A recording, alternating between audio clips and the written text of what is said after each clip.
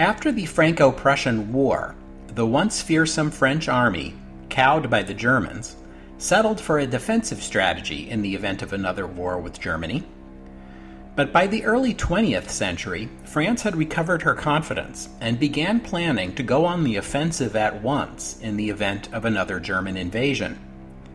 They knew that war would mean that the main German hammer blow would fall upon France, but French strategists believed they were prepared for any contingency. They were entirely wrong. Welcome to the history of the 20th century.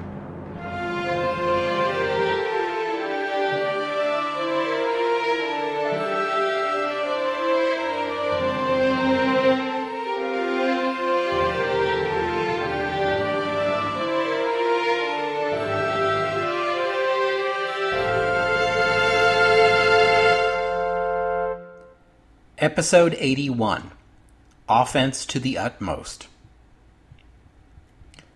Today, I'd like to continue the discussion of the war plans of the great powers in Europe in 1914. We're going to begin now with France. France has had an alliance with Russia for the past 20 years, and has had an entente with Britain for the past 10. Italy and France have also had something like an entente going since 1903.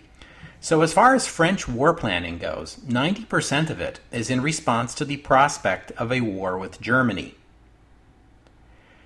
We've seen how France's defeat in the Franco-Prussian War of 1870 was a national humiliation for France. It brought down Napoleon III's Second Empire, led to a Prussian occupation that included German soldiers parading through Paris, cost France 5 billion francs in reparations payments, and led to a piece of French territory, usually referred to as Alsace-Lorraine, ceded to the new German Empire. Now, it's worth noting that France is not entirely an innocent victim here. Back when Germany was the Holy Roman Empire, and a loose confederation of small states, and France was the largest and most populous nation in Western Europe, there was a lot of French bullying of the Germans.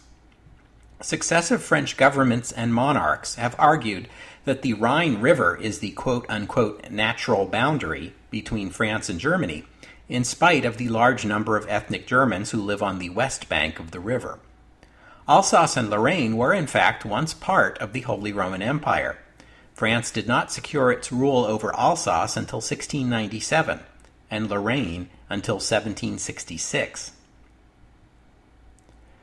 French policy had long been to leverage her status as a large state with a highly centralized government to keep Germany divided and therefore weaker.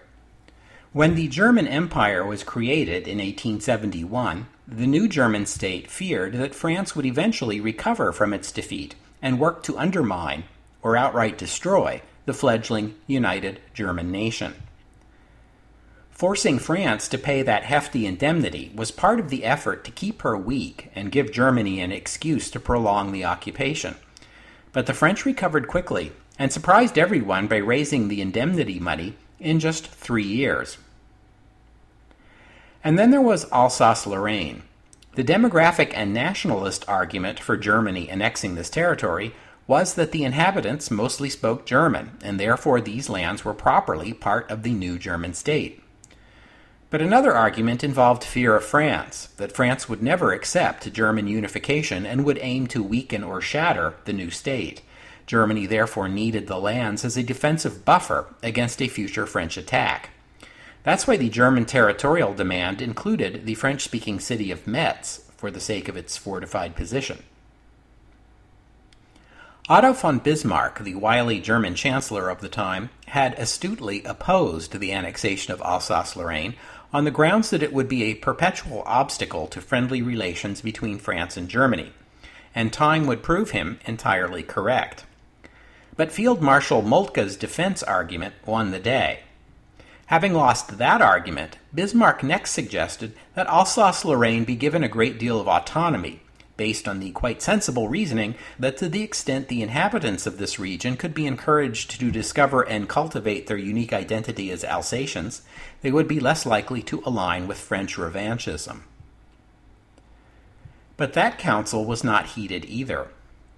The next most logical step might have been to hand over administration of Alsace-Lorraine to the bordering German states of Baden or Bavaria, or perhaps divide the lands between them, but this was not done either. The Catholic states of Baden and Bavaria had sided with Austria over Prussia as recently as the War of 1866, and Moltke, knowing that the army was going to be garrisoning and fortifying Alsace-Lorraine, did not want the civilian rulers of the territory to be people potentially hostile to the Prussian-dominated military.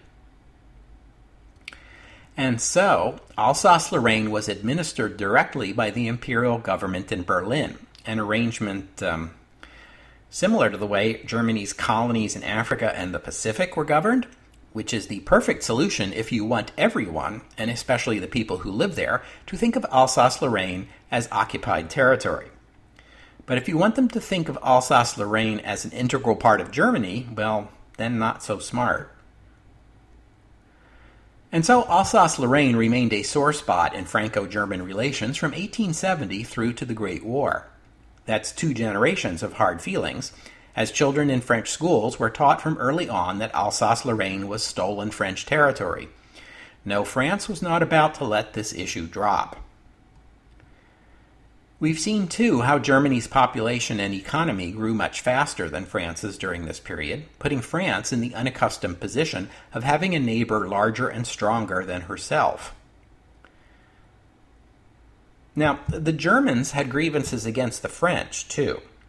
Despite the war in 1870, and despite 40 years of being bigger, richer, and stronger, the Germans still saw France as an implacable opponent of a strong Germany. And worse, a foe that just wouldn't stay beaten.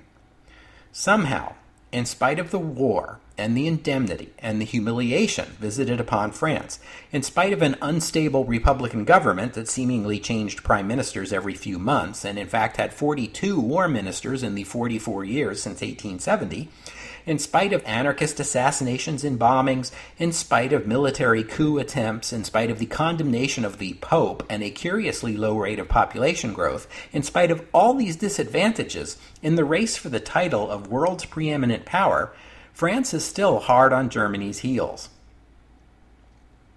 For all of Germany's military might, the threat from France always had to be taken into account. Though Germany was stronger, France had the larger colonial empire, and it kept on expanding even after France's defeat in 1871. In spite of Germany's scientific and technological prowess, France was right up there with her. In particular, France was the world leader in both automobile and aviation technology, even though neither the automobile nor the airplane had been invented there. The automobile was a German invention, for crying out loud, and yet it was France that had its Grand Prix and its Guide Michelin. And in the world of arts and culture, as we've seen, Germany might have Wagner and Strauss and Goethe and Liebermann, but Berlin was a cultural afterthought. Paris was still the city where, if you made it there, you'll make it anywhere. In 1911, Alsace-Lorraine finally got its own government and a degree of autonomy. Census records show that only about 10% of the population spoke French as their first language at that time. So, mission accomplished, right? Alsace-Lorraine is now fully integrated into Germany, right? Hang on a minute. On October 28, 1913, just months before the Great War would erupt, as it turned out, a 20-year-old second lieutenant named Günther von Forstner, yet another of these Junker aristocrats, who was just beginning his career as an army officer, was speaking to a group of new recruits to his infantry company, which was stationed in a town in Alsace, a town known to the Germans as Zabern and to the French as Saverne. Forstner instructed his soldiers to be wary of the locals and ready to defend themselves, and then made a joke in very bad taste, to the effect that if in the course of defending himself a soldier happened to stab an Alsatian with his bayonet, Forstner would give him a 10-mark bonus. And he didn't use the word Alsatian. He said Vacus, a derogatory term for Alsatians that was so offensive the German soldiers were under standing orders never to use it. Someone told the local newspaper, which reported on the young lieutenant's remarks a few days later. The Alsatians were understandably offended and began to make public protests and hold demonstrations. Whenever Lieutenant Forstner was seen in public, civilians mocked and insulted him. Local civilian authorities asked the army to transfer Forstner someplace else, any place else, but the military backed him up all the way and insisted that Forstner had done nothing wrong.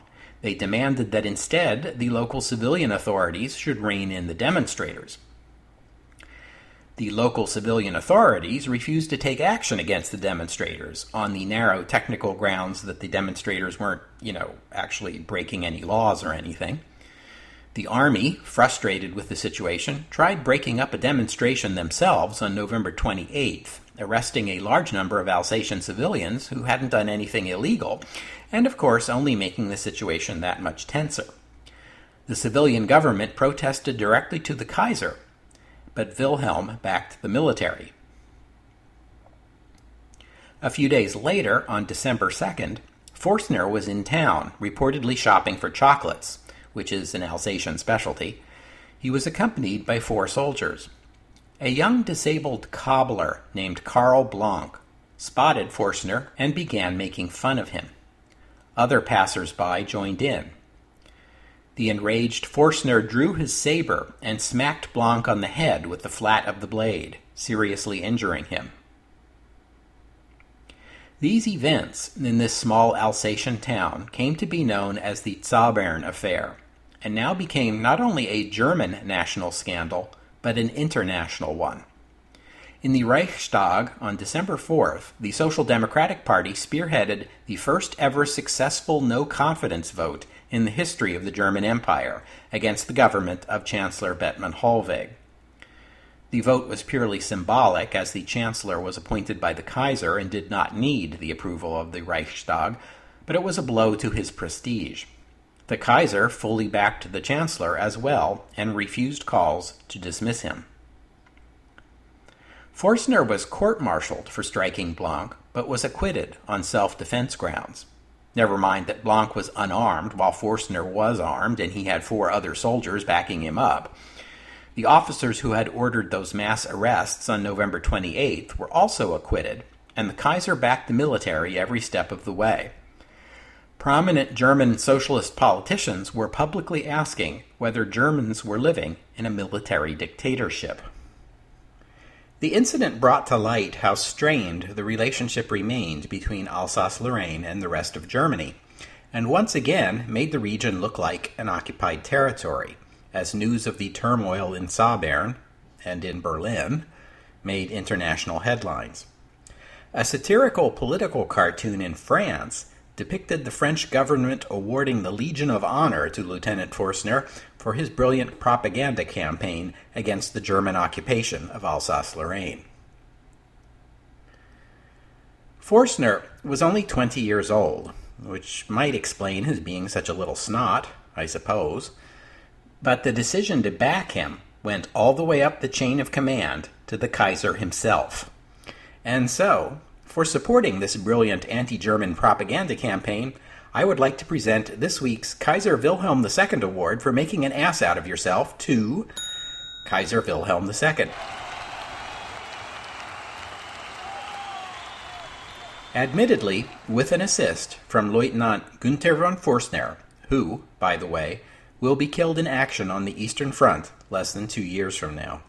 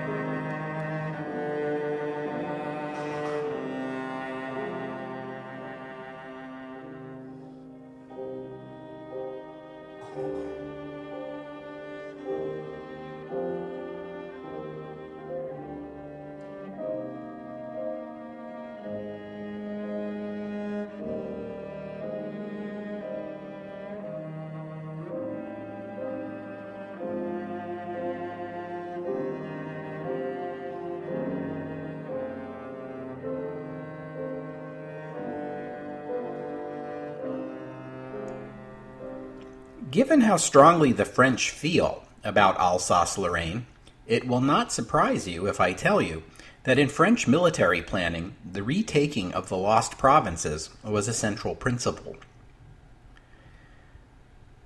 As I said at the top of the episode, it wasn't always this way. In the immediate aftermath of the Franco-Prussian War, the French army was sufficiently beaten and demoralized that for some time French military planning was strictly defensive in nature. Germany was now clearly the dominant military power on the continent. Therefore, in the event of another war, French planning had to center on repelling the inevitable German offensive and avoiding a repeat of 1870. In the early 20th century, though, this thinking began to change, and the man credited with the change is General Ferdinand Foch. In contrast to the prevailing thinking, Foch preached offense.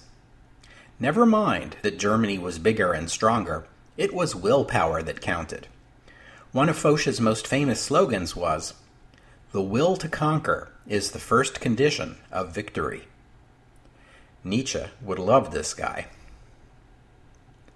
Foch was appointed director of the French War College by Prime Minister Clemenceau in 1908. His peculiar mix of pragmatism and mysticism convinced everyone he must be a visionary.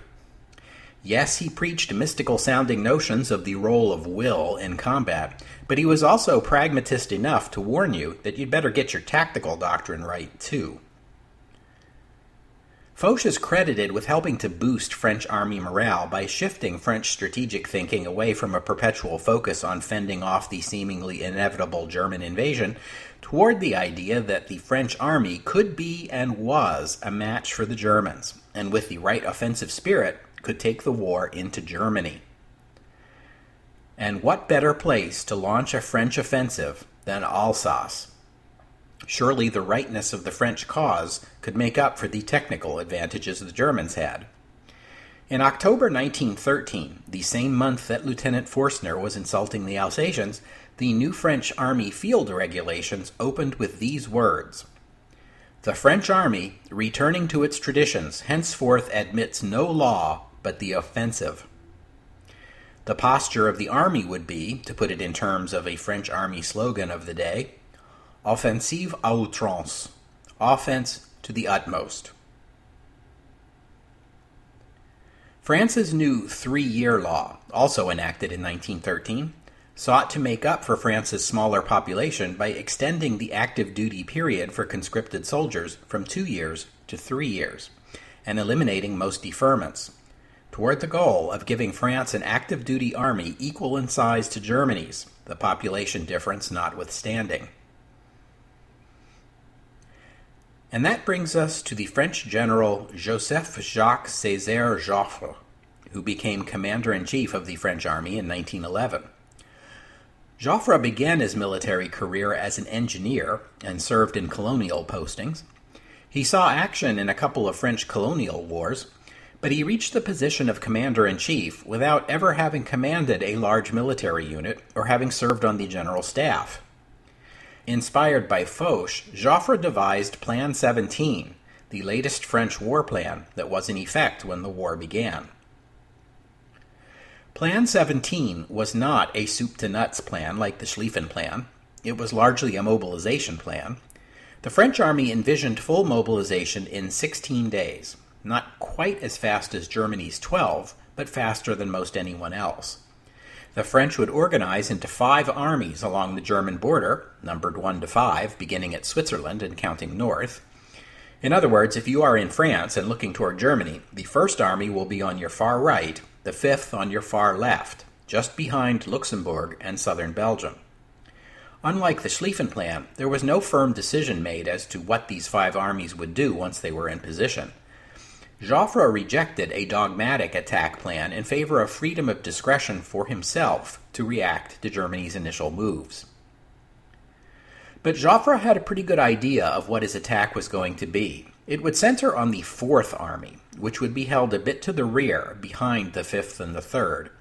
But these 3 armies, the 3rd, 4th, and 5th, would be the spearhead of the French offensive.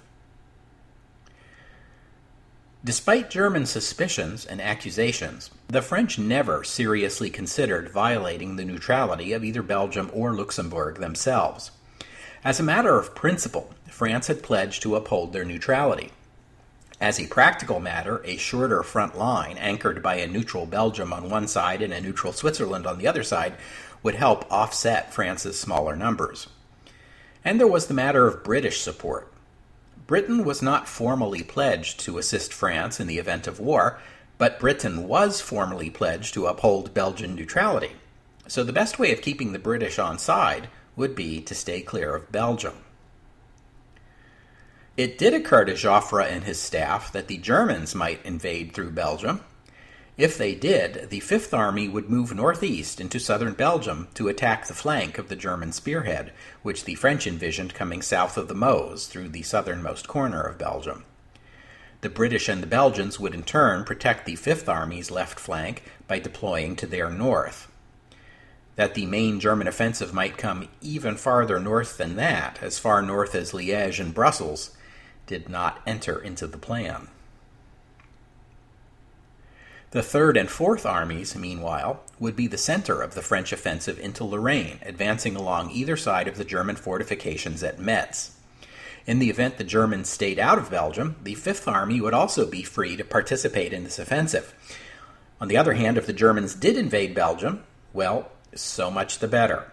Then the Third and Fourth Armies would be hitting the German offensive right in its left flank, which would force the Germans either to pull back or risk their offensive force being encircled. There are two glaring problems with Plan 17.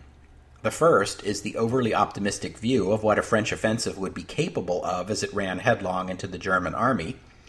Now, every other general staff in Europe was also confidently predicting that its offensive spearheads would slice right through their enemies. Some historians speak of the cult of the offensive.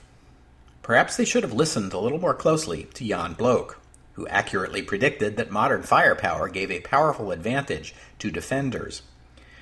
Perhaps it would be more accurate to say that the response to Jan Bloch was a stubborn insistence that a properly managed offensive, one that had the right plan if you were German, or the right spirit if you were French, could prevail in spite of everything. They had to believe that because it was the only alternative to the grinding war of attrition that Bloch had predicted. The second problem with Plan 17 was that the one contingency it doesn't seem to have covered was the essence of the Schlieffen Plan, a powerful German offensive through the Belgian heartland. An offensive through the south of Belgium, yes, but not one that moved large formations north of the Meuse River. It's not that no one in the French army ever anticipated such a thing.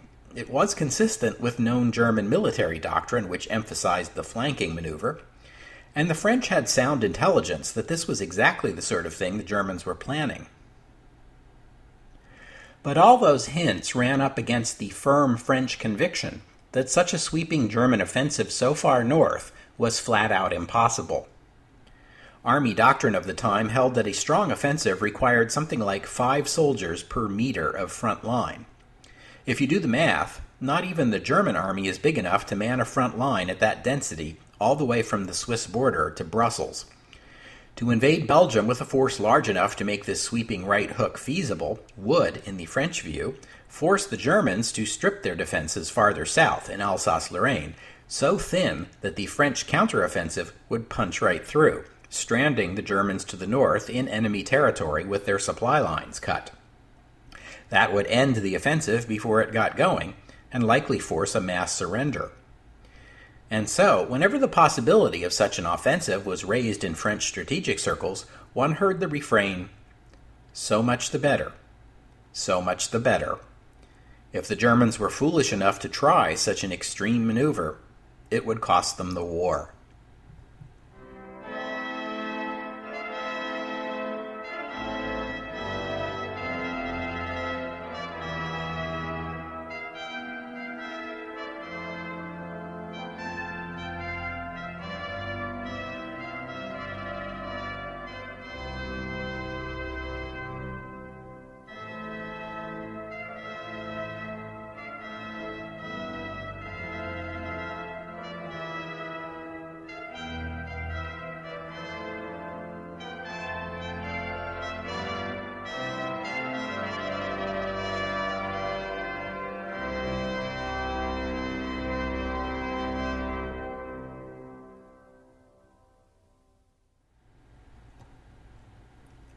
The United Kingdom is a small group of islands, and from here it controls the world's largest colonial empire. As an inevitable result, British war planning looks quite different from continental war planning. Britain does not have conscription. It fields a volunteer army, which in the home islands is about 6 infantry divisions and 1 cavalry division. Traditionally, this force was intended mostly to be ready for deployment to far corners of the world to defend the empire. We saw this force delivered to South Africa in episode 12, for instance, when the Boer War broke out. The British distaste for conscription is related to the fact that the army is mostly for defending the empire. The British elites want their people to see the empire as a boon. If young British men were getting conscripted against their will and shipped off to duty in far-flung corners of the world, then the empire looks more like a burden on the common people for the benefit of the elites. And we don't want people thinking that, do we? The embarrassment of the Boer War led to some rethinking in the British military and the adoption of a British general staff. We've already seen in the podcast the reconciliation of Britain and France and the negotiation of the Entente between them.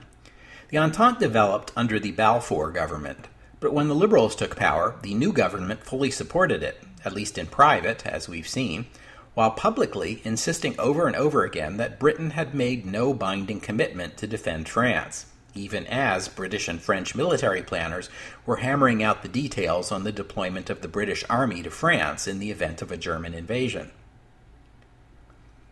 We've also seen Britain back France in the 2 Morocco crises when Germany tried to pressure her into giving up a larger interest in that country. Britain played an important role in both crises, counterbalancing the German threat at a time when Russia was sidelined.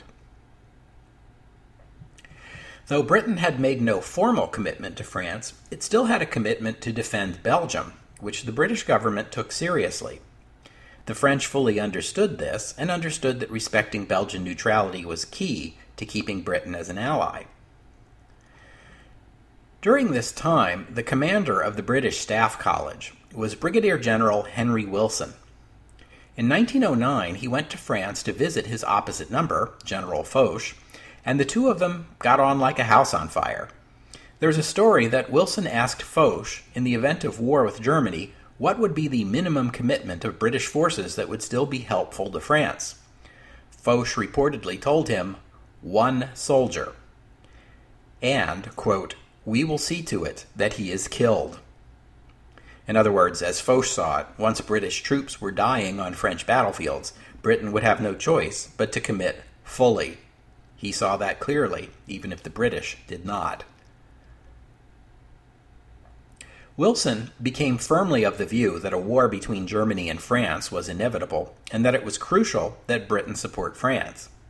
In August 1910, Wilson was made Director of Military Operations, and under him, joint planning with France became the British Army's highest priority. Wilson also perceived the danger of a German flanking maneuver through Belgium, although, like the French, he badly underestimated the size of the flanking force. Wilson thought that rapid deployment of a British expeditionary force to the right places in Belgium could frustrate that German attack. One entire wall of Wilson's office was dedicated to an enormous map of Belgium, with every possible route the Germans might take through that country marked in black. British regulars would not have to mobilize, so Wilson strove to have them ready to deploy to the continent on the same day French mobilization began. Wilson expected the British Army in France to be fully deployed and ready to enter combat 13 days after French mobilization. On August 23, 1911, the British Prime Minister, Herbert Asquith, called a secret meeting of the Imperial Defense Committee to be briefed on the state of war planning. The cabinet members at the meeting were the Prime Minister, the Chancellor of the Exchequer, David Lloyd George, the First Lord of the Admiralty, Reginald McKenna, and the Home Secretary, the now 37-year-old Winston Churchill. It would not be normal for the Home Secretary to attend a meeting like this one, but Churchill had made such a nuisance of himself carping on about military matters that Asquith invited him anyway. Churchill and McKenna, by the way, are going to swap their cabinet positions exactly 2 months from now, and Churchill will be First Lord of the Admiralty when the war begins. Henry Wilson stood in front of his enormous map of Belgium and explained to the committee the danger of a German offensive through that country. Although even Wilson, Britain's greatest pessimist on this subject, could only conceive of 4 German divisions so far to the French left that they would come down north and west of the Meuse River. Still, Wilson argued that would be enough to unravel the French defense. It was therefore vital that all 6 divisions of the British Army be in position as soon as possible there on the French left. They might make all the difference. To the amazement of the committee, the next speaker, Admiral Sir Arthur Wilson, Jackie Fisher's successor as First Sea Lord, presented the Royal Navy view, which couldn't have been more different. In the Navy's view, mucking around on the French front amounted to frittering away Britain's greatest military asset, the Royal Navy. In the Navy's view, aiding the French to defeat the German army on the ground was a fool's errand. It was the Navy, not the Army, that would keep the Germans out of Paris. By landing British forces at Antwerp, for example, outflanking the German offensive. Or better yet, landing British soldiers on Germany's Baltic coast, less than 100 miles from Berlin. Let's see them invade France while the British Army is sitting on the Kaiser's doorstep. The committee endorsed the Army plan over the Navy plan, much to the disgust of the admirals, who will not give up on the concept that the key to defeating Germany was a surprise landing behind German lines, as we shall see. Churchill won't forget the concept either. The rest of the Liberal cabinet, mostly anti-war Liberals, got wind of this meeting and expressed their displeasure at being kept in the dark as the government drew up its plans for making war on Germany. Asquith diplomatically reassured his cabinet colleagues that these conversations with the military chiefs were purely informal discussions exploring some of the possible ramifications of Britain's entente with France. But the fact was that the government of the United Kingdom had entered into a de facto military alliance with France, whether the Prime Minister wanted to admit that or not. Whether Asquith fully understood what he was doing and was merely obfuscating to the cabinet, or whether he was fooled along with the rest of them, is a question still open to debate in our time.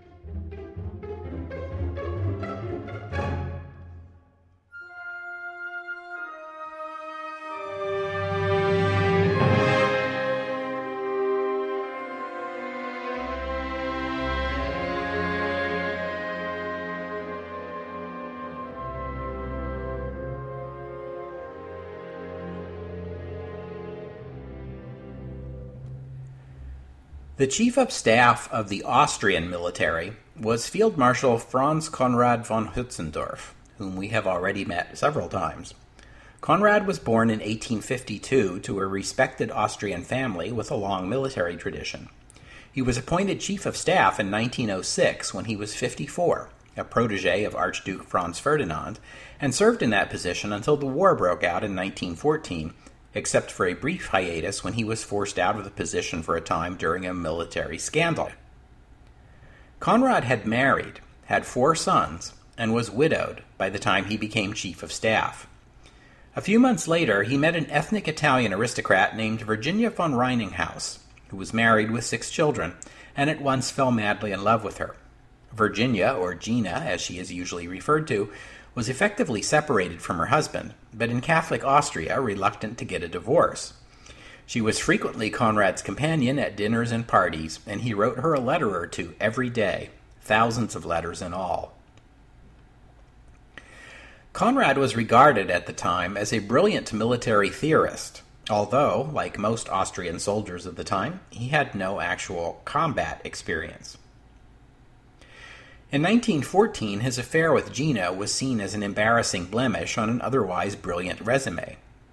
Today, Conrad is regarded as a clueless fop, one of the principals responsible for the catastrophe of the Great War, and a failed strategist who spent more time pondering how to persuade Gina to divorce her husband and marry him than on how to fight the war. As chief of staff, Conrad was in charge of Austria's war planning. Austria's situation was a bit complicated. In addition to the infamous Plan U for invading Hungary and deposing its government, Austria had a Plan I for Italy, a Plan R for Russia, and a Plan B for a war in the Balkans, perhaps against Serbia or Montenegro or Romania or Bulgaria or some combination of these states. As we've seen, Conrad was perpetually pressing for war, first against Italy, later against Serbia. Modern historians suspect that Conrad was itching for the glory that would come from a successful war, and was hoping that his return to Vienna afterward as a conquering hero would knock down the obstacles that were preventing him from marrying his beloved Gina. In light of how it actually turned out, this is ironic to say the least.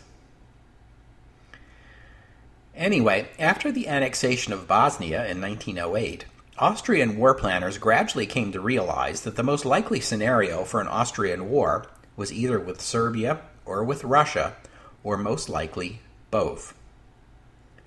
Austria expected to be able to mobilize in 16 days. Her army looked large enough on paper, but budget constraints meant that her reserve soldiers were mostly soldiers on paper with little or no actual training. Training is expensive, you see. The basic plan divided the army into three parts. One was a minimal screening force assigned to the Serbian frontier. This force would be large enough to repel any Serbian incursion into Austrian territory, but not large enough to have much hope of invading or subduing Serbia. The second force would be assigned to the Russian frontier, with the third force held in reserve, theoretically able to deploy as needed, either to the Russian front, if needed there, or otherwise this force could join with that minimal force on the Serbian frontier to begin an offensive against Serbia. Conrad held his war plans close and was surprisingly reluctant to share them with the Germans. In fact, there was surprisingly little coordinated planning of any kind between these two nations, given how important their alliance was to both of them and the rising tensions after 1910.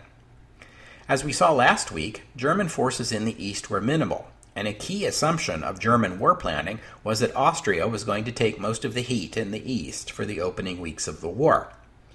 Yes, Russia had a much larger army, but the Russian army had a reputation for poor soldiering, a reputation reinforced after the fiasco of the war with Japan. And Russia would take a lot longer to mobilize than Austria would. And so, the thinking went, Austria could mobilize rapidly, launch an early offensive against Russia while the Russians were still mobilizing, which would be sufficient to keep Russia off balance until Germany had a chance to finish off France and was ready to redeploy to the east. Austrian willingness to gamble everything on an early offensive against Russia was a key assumption supporting Germany's plan to gamble everything on an early offensive against France. Well, one of the problems with this, was the antipathy Austrian officials in general, and Conrad in particular, had against Serbia. When Conrad spoke with Moltke, his opposite number in Germany, Moltke emphasized to him the importance of the strike against Russia. Serbia posed no threat and could be dealt with easily enough once the race to take down first France and second Russia had been won. He thought he had Conrad's agreement on that. But Conrad looked at it the other way around. Those 10 German divisions in East Prussia could surely help divert enough Russians away from Austria to give Austria breathing room to take down Serbia. And as we will see, that's exactly how he'll try to play it. On the downside, the results would be catastrophic for Austria. On the upside, he'll finally get to marry Gina. So there's that. We'll have to stop there for today. Thanks for listening, and a big thank you to listeners T.E. and Randall and Liam and Sean and Jeff for contributing to help keep the podcast going. The Patreon page is now up and running, so thanks as well to those listeners who've already stepped up and become patrons. If you have a few bucks to spare, why not be a patron yourself? Visit patreon.com/markpainter or visit the website historyofthe20thcentury.com, where there are handy links to the Patreon page or to PayPal, where you can make a one-time contribution. Listener Liam has posted his own performance of the theme music to the podcast, performed on the Zaffoon. I hope I'm pronouncing that correctly. Go to historyofthe20thcentury.com to find the link. And if you have a performance of the theme music to share, or anything else you'd like to share, you can share it by visiting the website and leaving a comment, or reach out to the podcast on Facebook or Twitter, or by email at historyofthe20thcentury@gmail.com. And I hope you'll join me next week on the History of the 20th Century, as the first shots are fired in the Great War. Germany demands that Belgium yield and allow her armies to cross through to France, and Belgium gives her reply. Spoiler alert, it's no. That's next week on the History of the 20th Century. Oh, and one more thing. Konrad von Hötzendorf's reputation survived the Great War more or less intact, in spite of, everything. Although he was a frequent advocate of war against Serbia in the years leading up to the Great War, after the war he would insist that he was only a military strategist and the civilian government made all the important decisions. But there are those even in our time who view Konrad as a shrewd military thinker and blame the poor quality of the imperial army for his record on the battlefield. In our time, both the Austrian and German armies have installations named after him. In Germany, the Konrad von Hötzendorf barracks host the NATO school Oberammergau, which trains some 10,000 military officers from NATO countries each year.